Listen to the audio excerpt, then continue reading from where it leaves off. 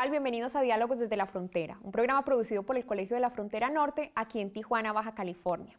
Hoy nos encontramos con el doctor Roberto Sánchez y con el maestro Eduardo Morales y vamos a hablar sobre la vulnerabilidad social a eventos hidrometeorológicos y climáticos en Tijuana.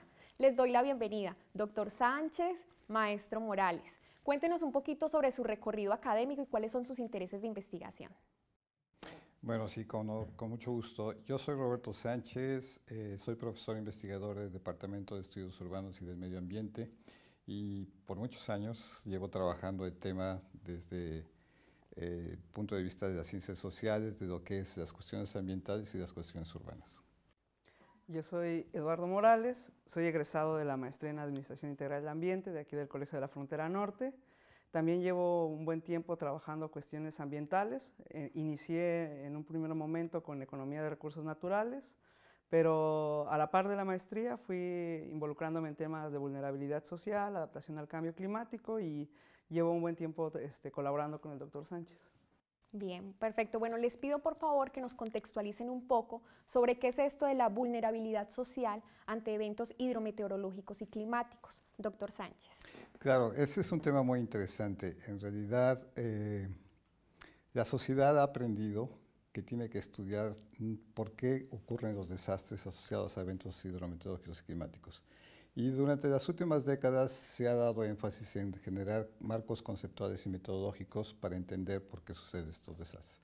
Y esto es la vulnerabilidad. La vulnerabilidad surge como un concepto analítico que nos ayuda a entender no solo quién es susceptible o por qué es vulnerable a estos eventos, sino también qué se puede hacer. Cuando uno estudia la vulnerabilidad social, entiende qué son los factores que causan esa vulnerabilidad, los desastres, perdón, y sobre todo nos da pauta de poder tener elementos de juicio de qué se puede hacer. Yo creo que es importante también mencionar que el concepto ha evolucionado a lo largo del tiempo, no es un concepto estático, es un concepto dinámico. Ha empezado en escuelas de las más importantes que voy a mencionar, no voy a dar todo el recorrido, pero hay una escuela de gestión de riesgos que lo entiende más como el daño físico que sufren las personas. Hay otras escuelas que lo ven más como posibilidad como hambruna, con algunos otros enfoques. Pero este concepto es tan importante y ha sido analíticamente tan explotado y ha tenido una poca operatividad. Y en este sentido hemos nosotros estado revisando varias visiones del concepto. Este es un punto realmente muy importante porque, por ejemplo, un estudio reciente a nivel internacional analiza cuántas definiciones de trabajo hay de vulnerabilidad social. Y entre ellas se encuentran que hay cerca de 40 definiciones diferentes, entre ellas algunas que son contradictorias entre sí mismas. Entonces, un punto muy importante del estudio de la vulnerabilidad social es tener una definición de trabajo clara de qué se entiende por este concepto analítico para poderlo llevar a la práctica en un proyecto de investigación. Doctor, maestro, ¿podrían darme un ejemplo social de qué es esto de la vulnerabilidad? Claro, cómo no. Generalmente, cuando hay un desastre o cuando se estudia los posibles desastres asociados a eventos hidrometeorológicos y climáticos, se piensa en vulnerabilidad física, porque todo el contexto de la comunidad de riesgos, que es la que estudia, bueno, los desastres, sobre todo, por ejemplo, asociados a la industria de los seguros. Entonces, los seguros, cuando alguien está asegurado a su casa, por ejemplo, contra un sismo, contra una inundación, ese seguro, esa compañía de seguros hace todo un análisis de cuál es la probabilidad de que esa casa que está asegurada sufra daños. Y entonces se desarrolló toda la estructura del análisis de la vulnerabilidad, se desarrolló mucho asociada a la comunidad de riesgos, que lo ve desde un punto de vista físico. Y así ha habido avances interesantes en decir, bueno, si estos son los materiales con los que está construida esta casa y esta es la localización de esta casa, la posibilidad de que sufra un daño es la siguiente.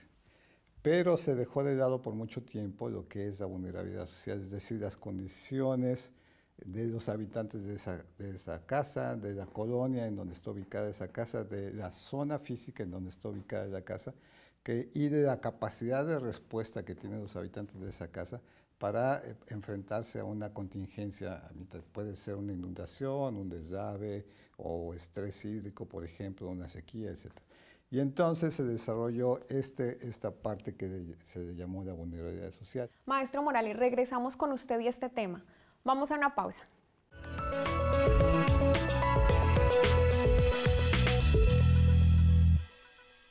Regresamos a Diálogos desde la Frontera. Maestro Morales, nos quedamos en el bloque anterior hablando sobre qué es la vulnerabilidad social. Usted nos iba a dar un ejemplo sobre cómo podemos evidenciarla. Bueno, habíamos dicho que las primeras definiciones de la comunidad de riesgo la veían solamente como el daño físico, es decir, a las infraestructuras, a las personas. Sin embargo, esas definiciones poco exploran las condiciones del medio en el que vive la población.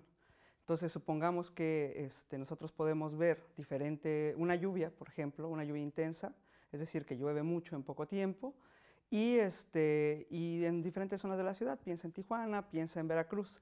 El nivel de precipitación va a ser distinto, pero puede haber daños que sean similares. Por ejemplo, pueden haber casas derrumbadas, y las definiciones sociales nos ayudan más a abundar en términos de por qué esas personas pueden salir afectadas, desde condiciones económicas, desde la población que vive en esas viviendas y demás.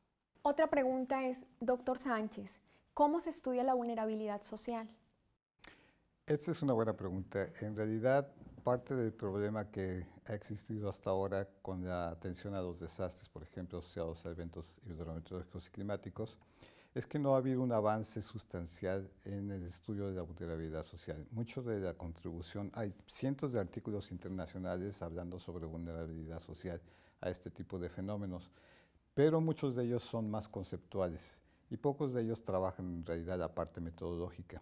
En realidad nosotros adoptamos la definición internacional más aceptada de vulnerabilidad social, que menciona que está compuesta por 3 elementos. Uno que es disposición, es decir, dónde vive físicamente una persona. Un ejemplo muy claro es, en el caso de las inundaciones, si está localizada en el cauce natural de los arroyos que bajan, etc. La segunda es la sensibilidad, es decir, cuál es el perfil sociodemográfico de esas personas en términos de recursos que le permite tener elementos de respuesta ante ese riesgo, ese problema. Y la tercera es la capacidad adaptativa, es decir, con qué bienes tangibles o intangibles, es decir, con qué capital social y qué otros elementos existen, materiales, por ejemplo, si hay un drenaje pluvial, que es parte de la capacidad adaptativa de respuesta en una inundación, o si esta persona o comunidades tienen una asociación de colonos, tiene redes sociales con sus familiares, amigos, que en el momento del peligro, en realidad le ayudan a ellos a poder responder a ese peligro. Hay un elemento adicional que nosotros desarrollamos a lo largo del proyecto que tiene que ver con la evidencia de daño. Y esta evidencia de daño es, históricamente, cuáles son los desastres que han estado asociados a este tipo de fenómenos hidrometeorológicos y climáticos que nos dan pauta de que existe un problema en esa zona. Pero creo que una parte interesante que a lo mejor puedes tú mencionar, Eduardo, es cómo en realidad hacemos operativo esa definición de trabajo. Justamente, en la literatura internacional nosotros podemos encontrar muchas formas en las que tratan de hacerla operativa. Sin embargo, ha sido una lucha difícil y generalmente se hace a través de índices. Esto se le llama en la literatura evaluación de vulnerabilidad. La idea es que nosotros podamos categorizar a las personas o espacialmente, ya sea por alguna unidad de medida, como puede ser a nivel, generalmente se hace a nivel municipal, son a niveles muy grandes, ese es en el mejor de los casos, generalmente son a nivel nacional, y en muchos casos se juntan todos los eventos que pueden dañar a una persona. Se hace con estos 3 elementos que son exposición, sensibilidad y capacidad adaptativa, se crean estos índices dándoles pesos similares, suponiendo que los 3 componentes tienen el mismo valor. Sin embargo, este tipo de índices tienen un problema fundamental. El primero es que consideran muchísimas variables, lo cual pulveriza la capacidad explicativa de los modelos. Y la otra es que asumimos que la forma funcional, es decir, de este índice, es lineal y que los elementos aportan en igual sentido.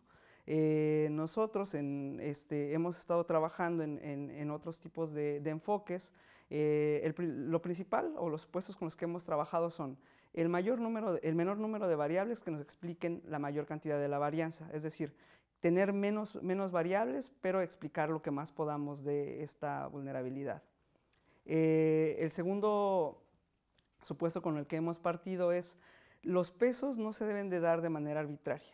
Existen métodos estadísticos para poder calcularlos y cuando es posible lo hacemos a través de ese método. Sin embargo, hay otros indicadores que son un poco complejos de calcular estadísticamente hablando y utilizamos juicio de expertos para poderlo calcular. En algún sentido, nosotros hacemos lo mismo que hacen los otros enfoques, con una pequeña diferencia. Nosotros usamos criterios de validación de estos modelos. Uno de ellos ha sido, y que es muy importante y que no existe en la literatura internacional, es justamente la evidencia de daños, que es un elemento adicional que hemos incluido en esta definición. Bueno, vamos a ir a una pausa y al regreso les pido que piensen en un ejemplo, algo más concreto. Ayúdenme con un ejemplo más concreto, ¿no? Piensen en mí como una persona que vive en una zona de alto riesgo. Vivo en una montaña y en un precipicio, ¿no? Entonces, ¿cómo me categorizarían a mí en esa situación? Claro. Vamos a la pausa y regresamos.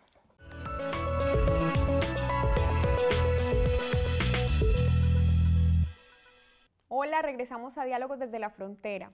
Doctor Sánchez, ustedes actualmente están realizando una investigación sobre este tema. Cuéntenos de qué se trata. Este es un proyecto a solicitud del Instituto Nacional de Ecología y Cambio Climático para analizar la vulnerabilidad social al cambio climático. Nosotros lo vemos como dos dimensiones. Uno, la variabilidad climática, que es decir, todos aquellos fenómenos que suceden actualmente. Y segundo, lo que sería el cambio climático, viendo los escenarios hacia futuro, qué puede suceder durante las próximas décadas. Y este proyecto nos ayuda a ilustrar cómo se aplica la vulnerabilidad social. Tijuana es una ciudad, es un municipio que ha sufrido a lo largo de su historia los daños asociados a eventos hidrometeorológicos y climáticos, principalmente a través de las inundaciones y los deslaves. A lo largo de su historia y sobre todo de la historia reciente, por ejemplo en 1993, la ciudad se paralizó por 2 semanas, hubo una cantidad de daños significativos en buena parte de la ciudad, alrededor del 15-20% de la ciudad. Algunas zonas de la ciudad estaban totalmente incomunicadas, no había forma de llevarle ni alimentos, ni agua, ni medicinas a la gente que vivía en esas colonias. Murieron cerca de 39 personas, o bien ahogadas o sepultadas por deslaves, y tuvo daños económicos significativos para la ciudad. En 98 sucedió lo mismo con otro fenómeno del Niño. Se avanzó en algunos elementos de respuesta de la ciudad. Por ejemplo, se ampliaron el drenaje pluvial, pero queda pendiente poder tener mejores capacidades de respuesta y sobre todo pensando que los eventos extremos climáticos pueden volverse más frecuentes y con mayores impactos en las próximas décadas asociados a lo que se espera que sería el cambio climático. Ante esta realidad, lo que hace el proyecto es analizar cuáles son las fuerzas o los elementos que nos ayudan a entender por qué pueden suceder estos daños y segundo, qué se puede hacer para esos daños, cómo se puede adaptar el municipio a evitar que esos daños sucedan, por un lado, en el mejor de los casos, o cuando menos a disminuir las consecuencias de esos daños. Y para ello hemos hecho todo un análisis detallado de la exposición de los 3 elementos que habíamos mencionado que son parte de la vulnerabilidad, pero agregamos además el 4º elemento que ya habíamos también mencionado, que es la evidencia de daño. Y por ahí empezamos. Reconstruimos, y este es un ejemplo, por ejemplo, este mapa es un ejemplo, reconstruimos una base histórica de todos los daños asociados a eventos hidrometeorológicos climáticos en el municipio, desde 1970 hasta 2015, con información hemerográfica. Y tenemos punto por punto de dónde ocurrió ese daño, qué tipo de daño es, cuáles son las consecuencias, si hubo muertos, si hubo pérdidas de viviendas, si hubo casas anegadas o inundadas, si se interrumpió el servicio de agua potable, electricidad, etc. En cada uno de estos puntos que ustedes ven en el mapa es un registro que documenta esos daños. Esto nosotros nos permitió luego poder utilizar esa información y cruzarla con la información meteorológica, es decir, qué nivel de precipitación existió ese día en que ocurrieron esos daños, que nos permita tener un nivel de umbrales, es decir, a partir de qué momento empiezan a ocurrir estos daños. Y podemos entender que, por ejemplo, cuando llueve cerca de 10, 15 milímetros en un solo día, empiezan a ocurrir daños en la ciudad de Tijuana.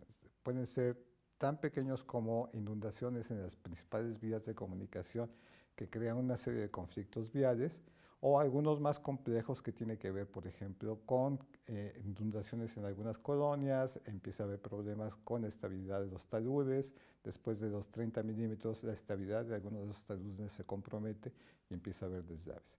Todo esto implicó un trabajo muy intenso, como mencionaba Eduardo, de cómo podemos documentar. Entonces, por ejemplo, este es un mapa que muestra la exposición, nada más el componente de exposición, en donde incorporamos los escurrimientos naturales en el terreno, incorporamos un análisis de cómo esos escurrimientos convergen y se concentran en ciertas zonas. Hay 28 subcuencas hidrológicas en la ciudad de Tijuana.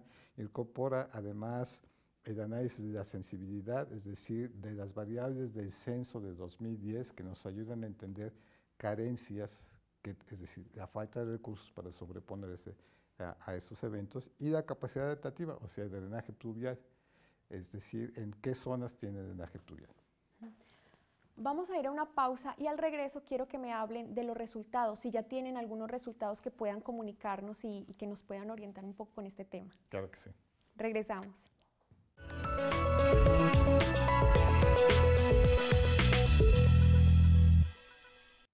Bueno, hace un momento les preguntaba sobre los resultados del proyecto.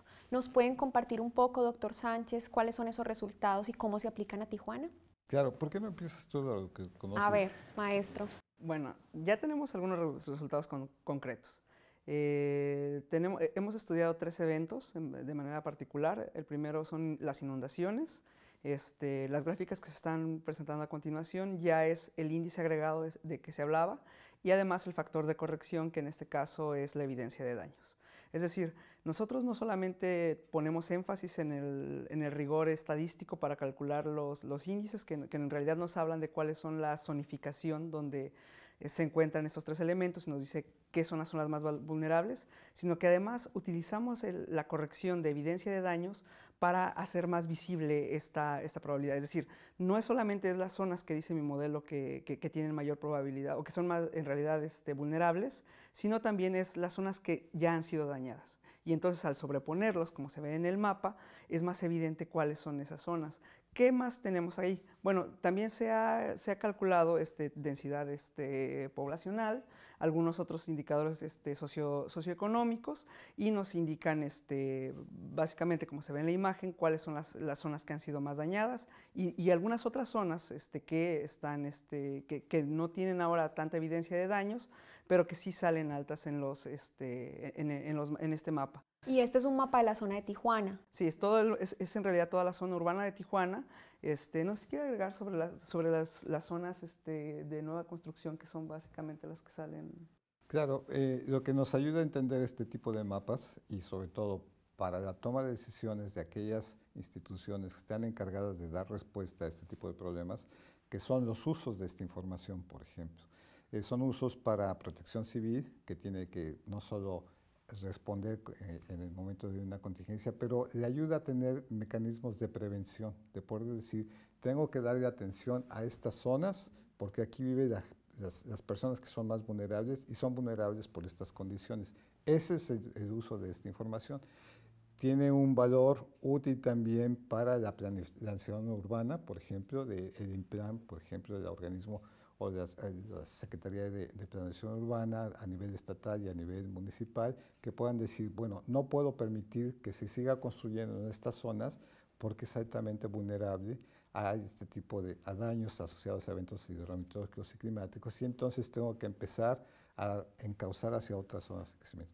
Tiene capacidad de respuesta para el sector privado, por ejemplo, de poder decir, bueno, si yo me ubico mi industria o mi comercio en estas zonas, puede estar sujeto a sufrir daños asociados a estos tipos de eventos, y sobre todo para la comunidad, para el ciudadano común, como todos nosotros que vivimos en Tijuana, que nos ayude a entender en qué zona vivo y qué tipo de peligros están asociados a la zona en que yo vivo y sobre todo capacidad de respuesta. Pensamos que una comunidad informada tiene mejores elementos de respuesta que una comunidad que desconoce el tipo de peligros que está asociado. Y los resultados del proyecto, como estamos viendo en esta serie de mapas, es que precisamente ayudan a la comunidad, a cualquier ciudadano en Tijuana, a tener elementos de referencia que le permita tomar decisiones. Bien sea, me tengo que ir a otra colonia, si me quedo en esta colonia puedo estar expuesto a esto, puedo hacer ciertas cosas para defenderme, pero hay siempre un rango de peligro. Bueno, doctor, ¿y cómo puedo acceder yo como ciudadana a esta información?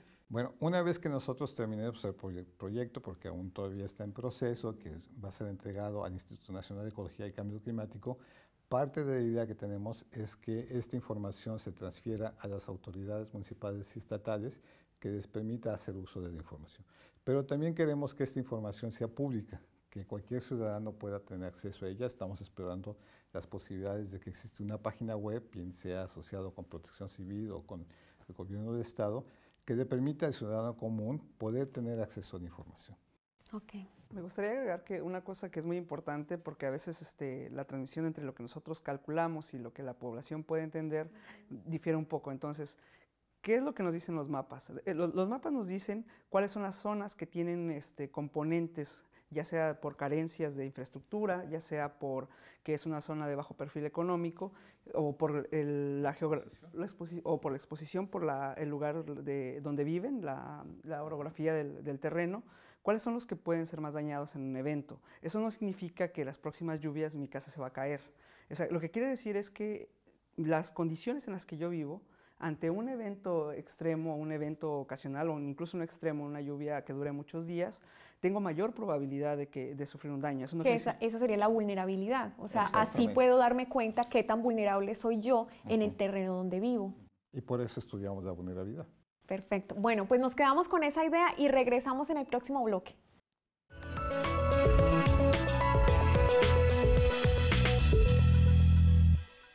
Doctor Sánchez, el proyecto de la vulnerabilidad social a eventos hidrometeorológicos y climáticos en Tijuana es un proyecto que están haciendo ustedes aquí en el COLEF para el Instituto Nacional de Ecología y Cambio Climático. ¿Cuál es el interés del instituto con este proyecto? Buena pregunta. En realidad surge del interés del Instituto Nacional de Ecología y Cambio Climático de tener mejores elementos conceptuales y metodológicos para el estudio de la vulnerabilidad, en particular a nivel municipal. Esto es porque hay una serie de metodologías que se utilizan hasta ahora en México, pero que no han dado muy buenos resultados. Y el INEC, que es la abreviación del Instituto Nacional de Ecología y Cambio Climático, diseñó 2 proyectos piloto para poder tener resultados más aplicables en diversos municipios del país. Este es uno de ellos, el segundo está en Veracruz. La idea es que los resultados de estos 2 proyectos ayuden a otros municipios en el país a tener elementos de análisis de la vulnerabilidad social y la adaptación al cambio climático. Bueno, ahora este es el bloque final, estamos cerrando este programa. Quisiera que nos ayuden un poco a nosotros los ciudadanos aquí en Tijuana a saber cómo informarnos de esta vulnerabilidad, cómo podemos conocer nuestra propia vulnerabilidad, qué elementos nos pueden dar ustedes. Doctor, claro, maestro. Sí, yo empiezo y si quieres tú lo complementas. A pesar de que hemos hecho un esfuerzo muy grande en el proyecto de poder documentar lo mejor posible la vulnerabilidad social, tenemos todavía algunas lagunas de información que nos impiden poder tener mejores resultados. Entre ellos, una de las lagunas es que no existe un clima urbano, estudios del clima urbano. Es decir, no llueve la misma cantidad en todas las zonas de la ciudad. Si ustedes, cualquier persona que vive en Tijuana o en cualquier otra ciudad, sabe que en ciertas colonias llueve más fuerte que en otras colonias, por ejemplo. Hasta ahora no hay muchos registros de esto. Entonces pensamos que a través de la participación ciudadana podemos tener mejores elementos de análisis de la vulnerabilidad social. Por ejemplo, al haber diferentes rangos de precipitación al interior de la ciudad, existe también diferentes niveles de escurrimientos del agua, por ejemplo, a través de los cauces naturales o de drenaje pluvial. Hasta ahora no hay un análisis de qué cantidad de agua baja, por ejemplo, por los Laureles o cualquiera de los otros de los cañones que existen en las 28 cuencas existen en Tijuana. Por ello, diseñamos la idea de que la participación ciudadana nos pueda ayudar a identificar parte de estas lagunas de investigación y creamos un monitor ciudadano. Quizás tú puedes explicar mejor qué es, porque en realidad fue su idea. Ah, sí. A ver, maestra, explíquenos, por favor. Bueno, la idea surgió como decía el doctor, era poder llenar lagunas de información. Nosotros cuando hicimos la base hemerográfica dependíamos de lo que el reportero tomaba nota en la nota. Entonces, así como tenemos cientos de noticias que son georreferenciadas con puntos exactos de daños en la ciudad, tenemos otros cientos que no pueden ser ubicadas en un mapa. Solamente sabemos que sucedieron en la ciudad, pero no sabemos a dónde. Sabemos que le afectó a las personas, pero no sabemos a dónde. Entonces, la idea era que la población nos pudiera ayudar, que fuera como una especie de reportero ciudadano para hacer evidentes esos daños, pero además para que sean evidentes en un mapa y que ellos lo puedan ver. Entonces, ¿cuál es la idea del monitor? La idea del monitor es que yo voy pasando por la calle o estoy afuera de mi casa, está lloviendo y de repente veo que hay un encharcamiento o que hay una inundación, lo capturo. ¿Qué necesito hacer? Bueno, es algo sencillo. Pongo una referencia geográfica que nos pueda a nosotros ayudar a ubicarlo. Puede ser la dirección en caso de que sea cerca de mi casa y que la sepa, o algo que sea muy común que nosotros podamos ver, el Calimax por decir un ejemplo. Algo característico de la zona para poder identificar el lugar. Justamente. Y también le estamos pidiendo que nos ayuden a documentar el nivel de agua en los canales, en los cañones y demás. ¿Cómo hacer esto? Fácil, tomo una fotografía antes de que llueva, durante la lluvia, cuando sea posible, y después de la lluvia. Siempre cuidando no exponerme de más para tomar esas fotografías. ¿Y quedo con esa información? Está la página web del Monitor Ciudadano de Inundaciones, que se llama Inundaciones TJ, y en estas puedo subir la foto nada más poniendo la información de la dirección y muy importante la hora en que fue capturada la foto. La idea es que los ciudadanos aportemos a la página de Facebook. ¿Para qué sirve? ¿Para qué sirve aportar a esto? Sirve para que ustedes puedan hacer los monitoreos. ¿Y esto qué nos beneficia a nosotros? Que cada vez hay mejores elementos de análisis de quién es vulnerable, por qué es vulnerable y qué tipo de acciones se pueden tomar para reducir esa vulnerabilidad y evitar que sufran mayores daños. Perfecto. Bueno, pues con esta idea ya cerramos el programa. Les agradezco mucho su participación y que nos hayan ilustrado mucho con este tema. Nos vemos en la próxima. Gracias por acompañarnos. Adiós.